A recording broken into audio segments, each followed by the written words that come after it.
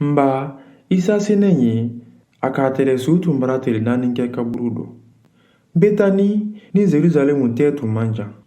A tɛrɛ kilo 3 jate le di. O dɔ, Yahudiya siyama nanen tɛrɛ Marita ni Mariyamu fodiya. Kalimasabari ɔl dɔ kɛla sayako don. Mba, Marita ka mɛn tuma mɛn na ko Isa ye n'a kan. A bɔra kɛnɛ ma k'a kunbɛn. Kɔni, Mariyama sinen tora bon kɔnɔ. Marita k'a fɔ Isa ye ko, Faama, n'i tɛrɛ yan, n dɔ kɛ tun tɛ sa. Kɔni n k'a lɔn sisan, i b'a mɛn ɲini Ala fɛ, a di o di i ma. Isa k'a fɔ a ye ko, i dɔ kɛ di wuli kɔ tun. Marita k'a fɔ a ye kɔ, n k'a lɔn k'a di wuli su la wuli lon laban. Isa k'a fɔ a ye ko, n de le su la wulila ni ɲɛnamaya di. Ni mɔɔ mɛn den kɛnɛyada ma, o di balo hali n'a sada.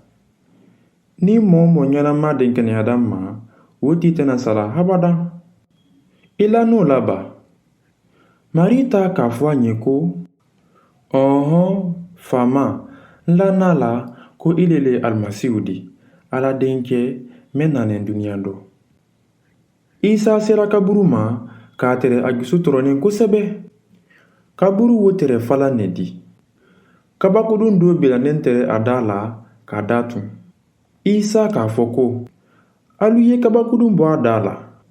Sayafure kɔrɔmuso Marita k'a fɔ Isa ye ko, Faama, a suma ye bɔla sisan, a tile 4 ne kaburu dɔ bi di. Isa k'a fɔ a ye ko, m'a f'i ye ko n'i den kɛnɛyada, i di Ala lagbiliya ye. O dɔ, olu ka kabakudun bɔ ye.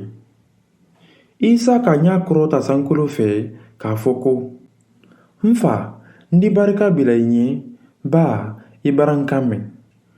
N ko a lɔn k'i ye n kan mɛn na waati bɛɛ. Kɔni, n ka o fɔ mɔli le kosɔn, mɛn lɔnnen da fɛ yan, sa a dila la k'i le yɛrɛ le kan kilaya. Isa ban o fɔla, a ka a kan b'a labɔ ko, Lazari, bɔ kɛnɛ ma yan. Kɛ mɛn sannen tɛrɛ, o bɔra kɛnɛ ma. A bololu ni a senu ma sirinen kasankɛ fanin na. A ɲakɔrɔla fana ma sirinen tɛrɛ jara la.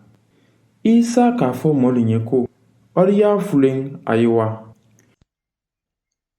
Isa ka ɲɛnamaya di Lasari ma. Isa di se ɲɛnamaya dila alu fana ma.